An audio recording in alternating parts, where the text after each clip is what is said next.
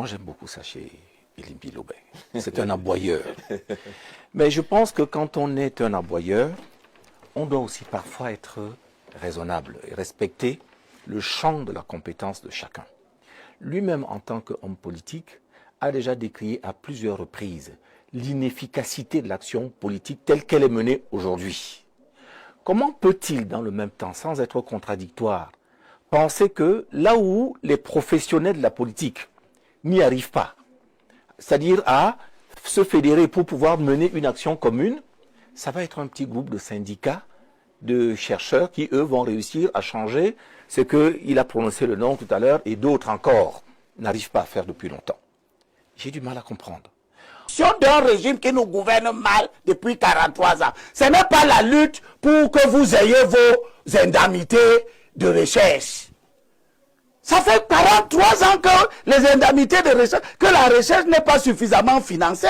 Ça fait 43 ans qu'il y a plein d'organes de recherche ici. Certains ont même disparu, etc., etc.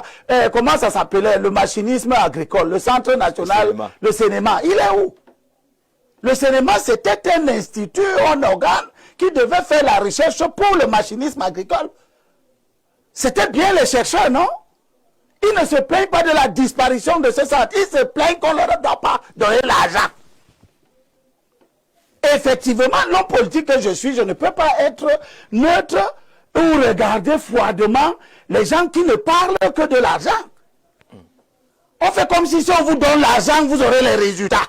Mais il faut leur donner l'argent. Non, il est revendiqué. C'est pour ça que vous avez entendu certains dire ici que le classement à l'international, oui, le Cameroun a chuté, n'est pas tributaire de votre rémunération. Et c'est pertinent. Je suis physicien de formation. Ce n'est pas parce qu'on me paye mal que je ne vais pas comprendre les équations scientifiques et leur champ d'application, ou les opportunités que certaines équations nous donnent. Cette corrélation, vous croyez que quand les Pascal, quand les Descartes, quand tous ces physiciens du 19e siècle cherchaient et trouvaient, ils étaient bien payés? C'est leurs travaux qui ont augmenté le niveau de richesse de leur pays. Donc si vous pensez a priori qu'il y a une richesse a priori que vous n'avez pas produite, qu'on doit vous redistribuer pour produire de la richesse, il y a là une espèce de syllogisme qui ne marche pas bien. Donc c'est pour dire que ce n'est pas le bon moment. Vous avez de vieux, et ça c'est typique des Camerounais. Ils ne se rendent compte qu'ils sont mal gouvernés que quand leurs intérêts individuels, M. Kanté est devenu opposant quand il s'est rendu compte qu'on l'a enlevé du gouvernement. On va l'enlever du gouvernement. Il y a quelqu'un qui vient de perdre son pari. Encore perdu. Tu as encore perdu le pari aujourd'hui. J'ai encore perdu. Mais tu ne peux pas perdre le pari. Non, le pari. Puisque vous-même, dans vos différents développements ici, vous avez suspecté l'instrumentalisation des chercheurs. En disant, Madame le ministre pense que ceux qui veulent gréver dans son département, c'est ceux qui sont proches de l'opposition. Mais lui, il n'a pas dit, il n'a pas prononcé. Oui, mais il a dit que le ministre le dit. D'accord. Il énonce même, le ministre, elle énonce même des organes de presse qui portent ces revendications de façon tonitruante parce que nous sommes à la veille des élections. Et moi, je me plains. Parce que c'est ça que j'ai appelé le désordre dans la lutte. Parce que la revendication sectorielle n'est pas une revendication nationale. C'est une revendication d'un petit groupe d'individus. Elle peut être légitime, elle peut être fondée. Mais si vous venez la fondre à un moment donné dans des revendications générales qui portent sur la qualité de la gouvernance qui, elle, doit s'intéresser à tous les secteurs, vous faites désordre. Donc je demande à tous ceux qui sont proches de l'opposition, qui sont en train d'organiser cette grève-là, que vous n'avez pas grévé l'année dernière, pourquoi? Vous n'avez pas grévé il y a 2 ans, pourquoi? En 2018, vous n'avez pas fait à la veille des élections votre mouvement de grève, pourquoi? Merci Libé Robert. Laissez-moi chuter. Non, vous êtes en train de chuter. Laissez, je chute très bien. D'ailleurs, notre collègue disait souvent qu'il ne chute pas. Il fait quoi? Il ne chute pas. Sans vous briser les... Voilà, il ne chute pas, il termine. Terminé alors. pour dire que il faut savoir raison garder, organiser le moment de la lutte collective qui doit se distinguer de la lutte pour des intérêts catégoriels. D'accord. Comprenez? Est-ce- Et ça gâte notre lutte. Le fait de venir à 7 mois des élections, vous attaquez au gouvernement parce qu'il n'a pas payé ceci, il n'a pas payé cela, ça tourne autour de l'argent, etc. Ça ne tourne pas autour de la construction Merci. des centres de Merci. recherche, ça ne tourne pas autour de la construction On va arriver à la des question. laboratoires, ça tourne autour de la partie qui entre dans vos poches. D'accord, d'accord. Est-ce que ces raisonnements-là n'amèneraient pas ceux qui gouvernent aujourd'hui à croiser tranquillement leurs bras et à dire que ça va, eux-mêmes ils ont réglé le problème parce qu'on estimait que c'est sectoriel, ils ne doivent pas venir, le moment n'est pas bon, c'est les élections, est-ce qu'ils ne sont pas manipulés par l'opposition? Est-ce que ces attitudes-là n'amèneraient pas les gens qui gouvernent et qui doivent trouver des solutions, qui doivent appliquer un décret 2023 à croiser les bras? Vous savez, dans le rugby, Vous jouez au rugby, vous? il y a une catégorie de personnes, une activité qu'on appelle les aboyeurs. Oui. Et quand je le dis, ça n'a absolument C'est pas péjoratif. rien de péjoratif. Voilà. Ce sont ceux qui incitent, vous voyez, les autres, et qui par leur présence essayent de pousser les autres à l'effort, au dépassement. Moi, j'aime beaucoup ça chez Elimbi Lobé. C'est un aboyeur.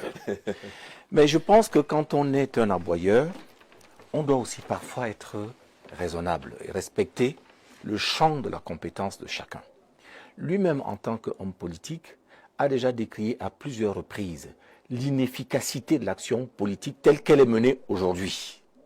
Comment peut-il, dans le même temps, sans être contradictoire, penser que là où les professionnels de la politique n'y arrivent pas, c'est-à-dire à se fédérer pour pouvoir mener une action commune, ça va être un petit groupe de syndicats, de chercheurs qui, eux, vont réussir à changer ce qu'il a prononcé le nom tout à l'heure et d'autres encore n'arrivent pas à faire depuis longtemps. J'ai du mal à comprendre. On ne doit pas confondre l'action collective et l'action publique. L'action publique, c'est les hommes politiques qui ont la possibilité d'influer là-dessus pour conduire éventuellement par la synergie de leurs efforts à faire en sorte que le gouvernement tombe et qu'il propose une alternative crédible. Ils n'y arrivent pas. Moi, j'ai envie de lui demander, comme ils n'y sont pas arrivés avant, et comme d'après ce que le pronostic que lui-même il fait, il y a très peu de chances qu'ils y arrivent dans quelques mois. Les autres, tout le monde doit donc rester statique et ne rien faire. Je ne comprends pas ce raisonnement. Il faudra donc me donner la parole Donc, pour que je lui explique mon raisonnement. Donc, laissez chacun. Si on ne peut pas trouver une synergie, une action collective, laissez au moins s'exprimer les actions individuelles ou catégorielles, comme on dit quelque à part, jusqu'au moment où peut-être elles finiront un C'est-à-dire jour. laisser le D'accord. désordre. Où elles Par finiront le désordre, nous arriverons au résultat. Vous savez qu'avec ce genre de raisonnement de désordre, c'est ainsi qu'on a fait pour avoir la loi de 2014, qui fait aujourd'hui que si vous revendiquez même simplement et que vous allez dans la rue, on va considérer que votre revendication crée le désordre et donc est susceptible d'être qualifié de l'ordre terrorisme. public. Tout à fait. Pas De terrorisme, ordre la loi sur le public. terrorisme. C'est la loi sur le terrorisme. Oui. Avec ce genre de raisonnement-là, on a le droit, monsieur Elimbi Lobé, parce que c'est inscrit comme tel dans la Constitution. L'action syndicale est une action normale et il n'y a pas d'action syndicale s'il n'y a pas de désordre. Donc si vous pensez que on va faire le désordre quand tout le monde est bien tranquille chez soi, là on a le droit de revendiquer, vous avez la peau du ventre bien tendue, vous n'avez aucune perspective, aucune crainte pour l'avenir, alors à ce moment-là, si vous dérangez personne, vous êtes autorisé à faire, ce n'est pas ça du tout. D'accord. Et c'est d'autant plus vrai que même les tenants de l'ordre absolu ont prévu la liberté syndicale. Voilà. Donc, c'est une chose qu'il faut pouvoir admettre déjà comme telle. Quand on est un républicain, et je ne doute pas du tout de votre caractère républicain, je n'en doute pas une seule seconde. Seulement, je considère que vous l'exprimez parfois de façon tellement contradictoire que je ne sais pas si vous-même vous comprenez, mais nous, de l'extérieur, on ne comprend plus Vous rien. savez, les choses justes ne Maintenant, sont jamais faciles à Je comprendre. ne dis pas que ce n'est pas juste, C'est mais pour ça qu'il faut que je vous réponde. il va falloir que vous me répondiez, parce que j'ai vraiment besoin de comprendre. Oui, oui, D'accord. tout à fait. Il Je va me rends répondre compte à la que même- vous n'avez merci. pas compris. Il n'y a pas eu, ils n'ont pas attendu qu'on s'entende bien. Moi, j'ai la chance de là où je suis, d'être parfois au confluent des difficultés de la vie des hommes de tous les jours. Et je sais qu'ils m'ont convoqué, ils m'ont invité gentiment, je crois l'année dernière, à la fin de l'année dernière, à des assises qu'ils avaient menées, je pense que ça devait être quelque part à Colbison, où j'avais assisté, et où ils posaient déjà leurs problèmes depuis l'année dernière. Et j'incline à penser au travers de l'ensemble de ce que j'ai pu voir lors de cet échange, ils ne m'ont pas constitué comme avocat, donc je peux en parler librement, qu'il y avait déjà d'autres actions qui avaient été entreprises auparavant. Donc, si on peut éventuellement riper sur le fait que le moment où il oppose peut éventuellement être aussi l'un des éléments du message, entendons-nous très vite, ils n'ont pas attendu le 14 avril pour pouvoir poser le problème qui existait déjà depuis longtemps. D'accord. Alors, bonjour à vous sur le plateau et bonne fête de Pâques. Le sujet sur la recherche scientifique interpelle la majorité des étudiants, vu que les thèses de doctorat sont fermées. Comment favoriser la recherche quand les chercheurs sont bloqués? Quelles sont les raisons de fermeture des thèses de doctorat? Ça, on en parlera. On prendra cet angle une autre fois. La bonne recherche a des coûts importants. Je suis étonné de ce que j'entends. Elimbi parle d'une recherche primaire qui pour lui nécessite minimalement une connexion Internet pour la mener. Non, la recherche va bien plus loin que ça. Il faut des laboratoires, des spécimens, entre autres, des déplacements en voyage. Lui, il a fait physique. Combien de fois il est allé dans un laboratoire et quels étaient les standards? C'est quoi cette manière de toujours tout politiser? Bonne suite, c'est le plus 33, je vois que ça vient du côté de la France, ce n'est pas signé. Bonjour le panel, c'est bien d'interroger la question de la grève dans le champ politique, mais un employé qui n'est pas payé donne confiance à son employeur jusqu'à ce que sa situation devienne intenable. C'est assez long, on ne pourra pas parcourir tout cela et surtout que le message n'est pas signé et essayer de signer pour qu'on l'échange, l'interaction soit plus claire.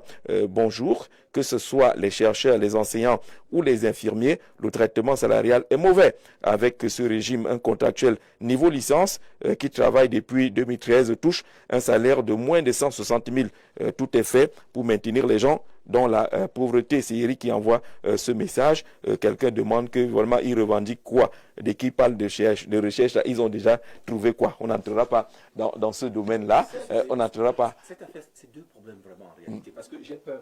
Il n'y a pas un problème de salaire. Ouais, il n'y a pas un problème de voilà, salaire. il n'y a pas un problème de salaire ou de traitement. Ils demandent tout simplement une allocation. Oui. Et ça pose deux problèmes. Allocation financière trimestrielle. Tout à fait. Ça pose deux problèmes. Le premier, c'est l'égalité de tous. La première chose. Si c'est valable pour certains, pourquoi ça ne l'est pas alors qu'ils font la même chose? Et la deuxième chose aussi, qu'ils le disent peut-être pas très fort, mais qu'il faut aussi comprendre au travers de leurs revendications, c'est que cette allocation, quel que soit le nom qu'on lui donne, est toujours un plus sur le salaire. Et la recherche, ce n'est pas comme l'épicerie. Quand vous avez collecté les œufs de votre poule dans le poulailler, vous savez que vous allez les vendre aussi. Vous avez acheté à 30 francs, vous allez les vendre à 50 francs, ça vous fait une plus-value de 20 par œuf. La recherche, vous pouvez dépenser dans la recherche à fond perdu. Ce n'est qu'un jour, accidentellement, que vous allez entendre dire que dans un coin perdu du Cameroun, quelqu'un, à partir de tel ou tel travaux de recherche, a réussi à faire telle découverte. Donc, il n'y a pas là-dedans, c'est à la fois des éléments personnels, mais aussi des éléments de la modernisation, comme ça a été dit. Merci, maître. Voilà. C'est clair là. Nous sommes pressés de sortir. Je n'aurai pas suffisamment le temps, malheureusement, de permettre à Maître Assira de comprendre ce qu'il dit. Allez à l'essentiel. Il va comprendre. Allez à l'essentiel. Mais il sait au moins qu'il y a une sagesse élémentaire qui dit que dans nos patois, ici, ma calcul, ma plan. C'est-à-dire que la lutte, c'est une stratégie. Il sait aussi qu'il y a une autre pensée, une sagesse de bien ancienne, qui dit que c'est l'union qui fait la force. Vous avez entendu le discours d'Assira? C'est justement ces discours qui ont proliféré, qui ont entraîné l'inefficience de l'opposition. C'est-à-dire que, au lieu de s'opposer pour que notre pays soit bien gouverné, les gens, comme Assira, encouragent que les gens s'opposent pour qu'on règle leurs problèmes de salaire. Dès qu'on a réglé notre problème dans notre corporation de secteur, c'est terminé. C'est ce qui a amené la dispersion dans l'opposition. On se bat pour soi-même. Et on n'y arrive pas justement pas parce que les hommes politiques n'ont pas fait leur boulot. C'est parce que la culture de l'intérêt général a disparu au profit des intérêts catégoriels et finalement de l'intérêt individuel. D'accord. Si je suis bien traité dans mon petit coin, je ne regarde plus ce que Jean-Jacques Zé vit là-bas. Mais moi, je vous parle de la mauvaise gouvernance dont les chercheurs sont victimes. On a réglé leurs problèmes ici, c'est l'implémentation qui ne marche pas là-bas, ça prend 10 ans. On a recruté les enseignants ici, mais c'est l'augmentation des matricules, leur donner des matricules, etc. C'est ça qu'on appelle la mauvaise gouvernance. Et Assir a dit non, si on n'a pas réglé le problème national, c'est pas grave. N'interdisez pas aux gens de régler leurs petits problèmes sectoriels. Ils sont donc partis régler leurs petits problèmes sectoriels. Ils sont retombés dans la mauvaise gouvernance parce que ils sont au ministère de la Recherche. Ils ne sont pas à la fonction publique. La fonction publique est mal gouvernée là-bas. Il faut ensuite aller aux finances où il y a une autre mauvaise gouvernance. Et patati et patata. Assir, son discours est nocif. Pour la lutte, c'est nocif. Les chercheurs sont victimes de la même chose que les enseignants, de la même chose que les juges, de la même chose que les commerçants. Ils sont victimes d'un pays qui est mal gouverné. Et essayer de régler les problèmes de manière sectorielle, c'est ça qui nous autorise à dire qu'ils ne sont pas dans du syndicalisme orthodoxe. Ils sont dans un syndicalisme dirigé parce qu'ils attendent la veille des élections pour poser des problèmes qui datent de depuis. C'est clair maintenant, Elie Bilobé, c'est clair maintenant. Maître Assira, on est d'accord, c'est clair maintenant. Non, il n'a pas compris. Il a compris, Maître Assira. Après la photo de famille, il a compris. Je pense que la seule chose que je voulais indiquer à M. Toute petite chose, oui, vraiment toute petite, c'est que nous allons devoir reprendre les échanges que nous avions souvent, lui et moi, en dehors des plateaux. Peut-être qu'on se comprendra un peu mieux. Vous nous rendrez compte. Je n'ai pas le sentiment d'avoir dit le contraire de ce que lui il est en train de dire. D'accord. Voilà. D'accord. Alors, moi, j'invite les gens à la lutte collective. Vous allez garder la parole, Maître Assira, parce qu'on va entrer dans la seconde thématique de mise en bouche. Les Camerounais ont l'impression, avec le retour du Conseil de discipline budgétaire et financière du contrôle supérieur de l'État et les différentes déclarations qu'on a entendues, qu'il y a une sorte de conflit de compétences entre le Consupé et la Chambre des comptes. C'est possible d'envisager ce conflit de compétences-là? Non, il y a un conflit de compétences, mais qui n'est pas un conflit légal.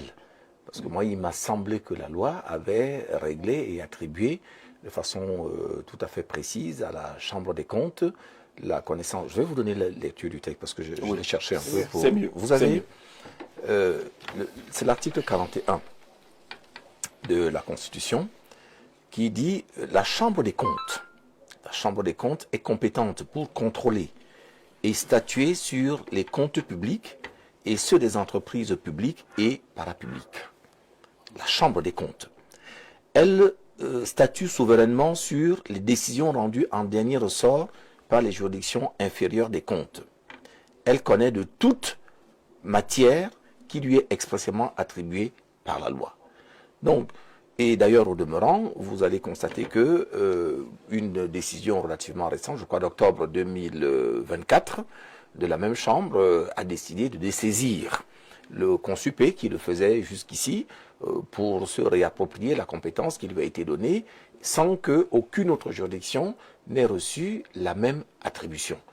Mais il se trouve que avant l'entrée en vigueur de ces dispositions, c'est le Consupé qui faisait office de juridiction des comptes et on a fini nous-mêmes par s'y habituer, par s'y faire, jusqu'à ce que nous ayons ce rappel à l'ordre. Donc s'il y a un conflit, ce qui est la réalité aujourd'hui, ça ne peut être qu'un conflit, on va dire de fait, qui n'a rien, puisque, tel que je viens de vous l'indiquer, vous n'avez pas une compétition entre deux textes qui disent l'un le contraire de l'autre. Alors est-ce que cela, Elie Bilobé, n'interroge pas l'existence du contrôle supérieur de l'État finalement? Nous sommes encore là devant un acte, une situation qui traduit la mauvaise gouvernance. Les 42 ans du président Biya ont une caractéristique permanente qui rend compte de la manière dont l'individu est formé lui-même. Le président, sa formation intellectuelle, spirituelle. Le président est un fonctionnaire au départ. Et en tant que fonctionnaire, sa manière de penser les solutions, ça a été de multiplier les administrations. Il y a des problèmes de corruption. On crée une pléthore d'institutions chargées de lutter contre la corruption. Il y a des problèmes de protection du bien public, de la fortune publique. On crée une pléthore d'institutions. Conjoupé, ça contrôle les entreprises, non? Les ministères, non? Les services publics, non? La Chambre des comptes, ça fait quoi? Ça contrôle les ministères, non? Ça fait les rapports pour dire qu'ici on a mal géré. Ici, il faut mettre les gens en débat. Ils doivent rembourser là-bas, etc. C'est la même chose, non? Ils sont en train de lutter contre. Quelle est la différence spécifique? Avant de créer la Chambre des comptes, on avait déjà le Consupi, qui est un très vieux ministère, qui a eu à changer plusieurs fois le nom des délégations générales, quoi. Les Ndamjoya, ils ont été là-dedans. Réforme administrative. Réforme administrative, oui, c'était, non. C'était contrôle général. Contrôle supérieur de l'État. C'était à l'époque une simple direction. Bon, donc, on a cru que quand on veut combattre un mal, par exemple, les mauvais choix des prestataires pour les marchés publics, qu'est-ce qu'on a fait? On a créé des ministères des marchés publics, on a créé des délégations des ministères des marchés publics dans les différents services de l'État.